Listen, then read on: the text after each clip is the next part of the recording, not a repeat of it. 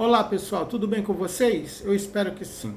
Pessoal, nesse vídeo eu vou falar sobre algumas razões para que vocês possam entender por que eu fiz algumas declarações em alguns posts de duas empresas aí, tá? Que eu atuei em projetos e qual era o meu propósito, beleza? Vamos lá então. Antes de mais nada, vou me apresentar. Eu sou Lester Lucas Sirioli, CEO na Lucas Technology Service e atuo aí há cerca de 25 anos com inovação em tecnologia, gerenciando uma das empresas de tecnologia globais que mais tem inovado no ano de 2024 e agora 2025, tá? Nós somos uma empresa de tecnologia, então atendemos diferentes empresas ao redor do mundo. Tá? Sempre inovando com rapidez, planejamento, inteligência. Então, se você precisa realmente de times especializados, entre em contato conosco, tá? Ou através do contato direto comigo, que eu irei lhe ajudar, a sua empresa, o seu negócio, o seu projeto, especificadamente, tá? A escalar cada vez mais. Então, vamos lá. Eu atuo em duas empresas na minha carreira, que foi a NTT Data e a Forsys, tá bom? E essas duas empresas, elas, na internet a gente vê elas como grandes e tudo mais, e tudo. Só que a gente sabe muito bem que no Brasil a gente tem uma particularidade. Algumas empresas no Brasil, elas são totalmente diferentes dos seus países de origem. Tá? Eu entendo muito que é por causa da cultura, tá? Mas a gente, quando fala de qualidade, a gente sente isso, tá? Então, eu vou falar primeiro da Forsys. A Forsys foi uma empresa aí que eu agradeço muito a oportunidade, tá? Que eu tive. Só que ao longo do tempo, e aí eu tô falando num período aí de, no máximo ali, 3 a 4 meses, tá? Eu atuei num projeto específico, tá, de um cliente deles, tá? Que basicamente esse cliente, ele trabalha aí com transporte de mercadorias importadas e exportadas, perfeito? Tá. Quando eu fui convidado a atuar nessa empresa, tá? Eles me fizeram uma proposta, eu vou abrir aqui até o valor, tá? Eles me fizeram ali uma proposta, se eu não me engano, foi 18 mil reais. Isso, 18 mil reais. Eu seria um analista de soluções. A gente sabe que o analista de soluções, ele cria desenho de arquitetura, né? Ele ajuda os times ali, ajuda os times. E não ele é o time, né? E por que eu falo isso? Porque ao longo do tempo, eu fui vendo que o time ele não tinha, talvez, uma pessoa ali que norteasse as decisões, conversasse com os gerentes. E eu vi muito gerente com pressa de entregar o resultado, de entregar o produto. Só que quando a gente fala de tecnologia, tecnicamente, a gente não pode pular algumas etapas. Por quê? Se você pula algumas etapas, por mais pressa que você tenha, isso é uma coisa que eu já venho falando. Não existe alta performance em desenvolvimento. São pessoas desenvolvendo. Ainda que se use inteligência artificial, não tem alta performance. Alta performance ela é muito bonitinha lá para o esporte, para qualquer outra área, menos para tecnologia. Mas, como tanta coisa vem da gringa e o Brasil gosta de copiar e não estuda a história daquilo, os conceitos, os contextos, ele sai aplicando em tudo, tá? Isso virou branding. Tá, que consegue muito contrato. A grande verdade é essa. Se você trabalha hoje num projeto em que já te prometem alta performance, não é isso. Quando eu falo de facilidade, rapidez, eu estou falando de estratégias de desenvolvimento que entregam um desenvolvimento rápido. É o quê? O uso da IA, sim, faz muito sentido. Uso de testes unitários, uso de testes de integração, uso de testes automatizados. Isso sim entrega alta performance. Mas isso custa dinheiro. Então é mais fácil no Brasil falar que alta performance é o desenvolvedor ser muito rápido, conhecer tudo que é tecnologia, né? Hoje são mais de 40, 50 tecnologias por aí e as empresas querem a todo custo que as pessoas saibam todas essas tecnologias. Entende? Vai ter gente ainda defendendo que não, é preciso, que não sei o que, não sei o que lá. Mas isso é historinha para boi dormir, tá bom? Bom, então o que acontece? Eu atuei nesse projeto, só que aos poucos eu acabei virando um outro desenvolvedor. Só um desenvolvedor sênior, talvez, tá? Porque só na tecnologia que eu estava trabalhando, que era o .NET, eu já trabalho há 22 anos, tá? E durante a minha experiência, eu obtive muita experiência com arquitetura, de solução, de sistema e tudo mais. E já trabalhei com arquitetura de soluções em contextos totalmente diferentes. Realmente desenho de soluções e tudo mais. Só que toda empresa gosta que os seus colaboradores antigos sejam as pessoas de frente. Então você imagina que eu tinha ali um líder que era arquiteto de solução, sempre vindo com ideias parecidas ou às vezes até contrapondo as minhas ideias, tá? Mas eu não vejo isso com bons olhos, tá bom? Eu acho que a gente tem que ser aberto realmente. Não adianta nada na internet falar que é aberto a entender o outro, a ouvir a outra pessoa e sempre vai contra, sabe? Não tá aberto. A grande verdade é essa, tá? A grande verdade é essa. No Brasil, a gente não tem empresas ainda abertas a ouvir o outro profissional, tá? Então, o que aconteceu? Eu atuei ali, eu lembro, teve um momento, era um feriado em São Paulo, né? Eu, como morava no Rio de Janeiro, chegaram e falaram, pô, a gente está com um problema. Isso assim, em cima do feriado, tá? Estamos com um problema e tal. E o gerente, eu preciso disso entregue na minha mesa no dia seguinte após o feriado. E os desenvolvedores eram novos e júniores e tal. E eu falei, poxa, esse pessoal não vai dar conta. Eu vou pegar. Pra vocês entenderem, tá? A minha contratação foi para arquiteto de soluções. Só que eu era o único sênior no time. O arquiteto líder estava em outros projetos. Eu era o arquiteto que ia auxiliar aquele time. E tinha algumas horas de trabalho naquele time. Simplesmente eu não pude curtir o feriado. Trabalhei no projeto, reescrevendo um projeto que já rodava ali 3, 4 meses, tá bom? Eu tive que reescrever ele todinho em um dia.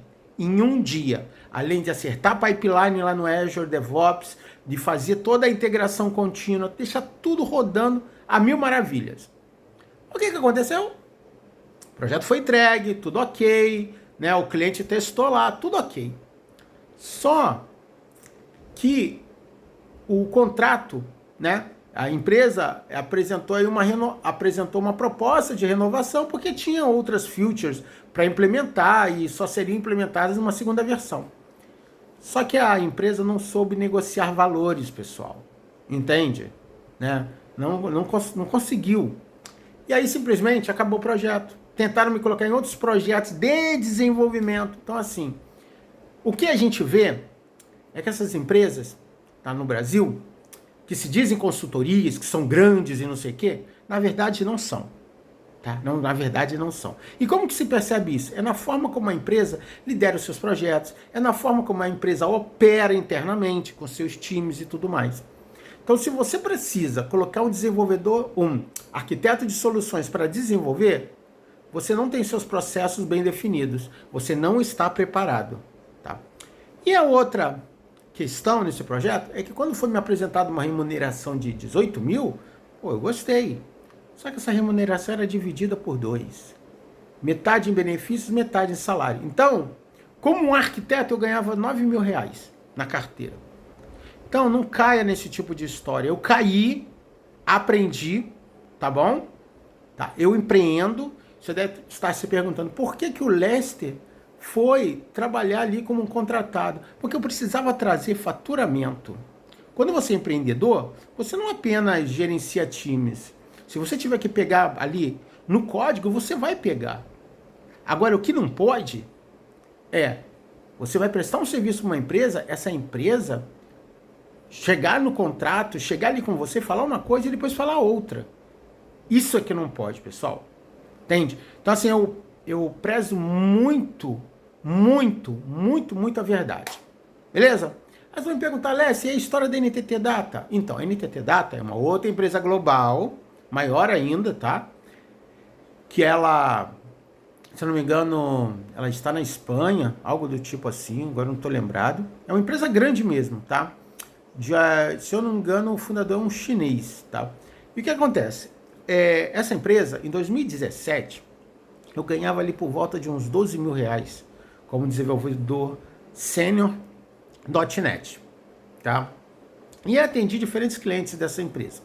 O que aconteceu? Acabei saindo por alguns contrastes com relação à cultura, né? Novamente, essa questão de você subutilizar o desenvolvedor, tá bom? E aí, o que aconteceu? Nessa empresa eu ganhava ali os meus 12 mil reais. Beleza, fiz o projeto, tudo ok. Depois eu saí dessa empresa, tá? Por algumas questões aí. E aí, a cada 2025, rolou uma comunicação da NT Data comigo, aonde eu iria trabalhar como um engenheiro de dados, porque na minha formação, na minha carreira, eu trabalho com dados, né? Engenharia de dados. E aí, pessoal, que vem a história. Eles me ofereceram uma remuneração de menos do que eu recebia há 7 anos atrás. Né? 7 anos? Não, 8 anos atrás. Tá? Então, para um engenheiro de dados, eles queriam pagar 10 mil reais. Tentei negociar, tentei conversar, mas o RH é complicado. Sabe? O RH hoje ele não é preparado para negociar valores. Não é preparado. Ele não sabe. Entendeu? E aí a velha história que toda empresa brasileira tem. É a nossa estratégia de negócio, é não sei o quê. É tudo mentira, tudo mentira. Ou não tem o valor disponível, não tem faturamento, ou quer superfaturar em cima do profissional. Tá? Então vocês imaginem que uma pessoa que vai trabalhar com engenharia de dados, que vai fazer estudos analíticos dos dados de um cliente, de uma empresa, ele vai ganhar menos do que um desenvolvedor de software. Só que esse profissional trabalha também com tecnologia de desenvolvimento como Python, Golang, Scala, qualquer outra tecnologia, tá? Ele vai trabalhar. Então, não faz sentido esse profissional ganhar menos. Ainda, ele precisa ter um conhecimento muito avançado de dados, conhecer vários SGBDs, que são os sistemas de gerenciamento de dados, então, de base de dados. Então ele tem que ter um conhecimento muito grande, trabalhar com BigQuery, trabalhar com um volume gigantesco de dados, muito grande, tá? E conhecer sobre desenvolvimento, porque a solução dele tem que atender ao back-end ali, né, principalmente, né, as APIs e tudo mais. E ele tem que conhecer de negócios, entende? Então, assim, é uma oportunidade que seria muito legal para mim, né? Eu, claro, na Lucas Technology, eu passei por essas experiências, porque eu me dei essa oportunidade de aprender e ter experiência. Atendi clientes, tá, pessoal? Hoje a Lucas Technology tem clientes ao redor do mundo também. Só que eu queria uma oportunidade ali de trazer mais faturamento, ajudar a minha empresa a crescer cada vez mais, né? Só que não adianta. Tem uma coisa em consultoria que muita empresa brasileira tem, que é vou pagar o cara ali seus 7, 8K, e eu vou ganhar do cliente 20 mil, 40 mil, 80 mil. Esse é o tipo de faturamento de consultoria. É por isso que o mercado insiste nesses salários. Sênior 8 mil, júnior lá seus 5 mil, 6 mil. Tem desenvolvedores de front-end que está ganhando seus 16 mil. Pessoal, você tem ideia? Um desenvolvedor front-end está ganhando 16 mil, enquanto que um engenheiro de dados está ganhando 10 mil. Enquanto que um sênior está ganhando 8 mil. Tá? Isso é sério, pessoal. Isso é sério. Entende? É muito sério isso. A gente não tem padronização de salários, não tem nada, nada, nada. É um monte de nome. Entendeu? É um monte de nome. Tá? Eu não defendo a inclusão do Estado no gerenciamento disso. Mas as empresas, elas têm que entender que elas têm leis, cara. Elas têm leis. Como que você vai oferecer metade de um valor de remuneração para benefício, a outra metade como salário? Não existe, isso é crime. Então eu estou trazendo o nome dessas duas empresas, não tenho preocupação não, porque eu tenho provas, tá? Através de contra-cheque, através de contrato dessas empresas. Então essas empresas, se doerem aí, me acionarem na justiça, eu tenho provas contra elas, tá? Eu quero falar para você, não vá atrás de impressões. Ah, porque a empresa é multinacional, ah, porque a empresa não sei o quê. É no dia a dia, é ali. Na minha empresa, normalmente, as pessoas quando entram, elas conversam comigo. Muitas vezes eu lidero projetos. Eu sou o cara que Tá, você pode até achar, o Lester faz tudo. Mas eu tenho prazer de ser assim. Por quê? Eu sei o que está acontecendo. Um proprietário de negócio, ele precisa acompanhar tudo. Entende? E ainda que esse negócio cresça, ele vai precisar delegar mais pessoas ou ele vai continuar delegando. E no momento, eu tenho procurado acompanhar todos os processos. Entendeu? Porque eu não vou ficar sentado na minha cadeirinha olhando o negócio cair, decrescer. Entendeu? Então tome cuidado com isso, pessoal. Tá? Tome cuidado com essas historinhas de empresa. Porque eu já vi gente saindo até aqui da empresa para ir para essas empresas achando que ia ganhar bem. Né? Achando que ia se dar bem. E não se deu bem. Entendeu? E não se deu bem. Tá? Consultoria ganha é por projeto. Entendeu? Vai falar que tem toda a segurança financeira, que tal. É por projeto, pessoal. Não faz sentido você ser um funcionário de CLT, tá? Se você não tem carreira, não tem estabilidade. Eles cortam o contrato e acabou. Entendeu? Isso quando não deposita aqueles direitos, FGTS, que isso já aconteceu comigo, tá bom? Tá? Então tome cuidado com isso, tá, pessoal? Eu quero trazer compartilhar isso que aconteceu comigo lá atrás e que eu não deixo acontecer na Lucas Technology. E tome cuidado com as histórias, com as mentiras, porque eles mentem na sua cara. Um forte abraço e eu espero ter contribuído um pouco com vocês. Valeu, pessoal!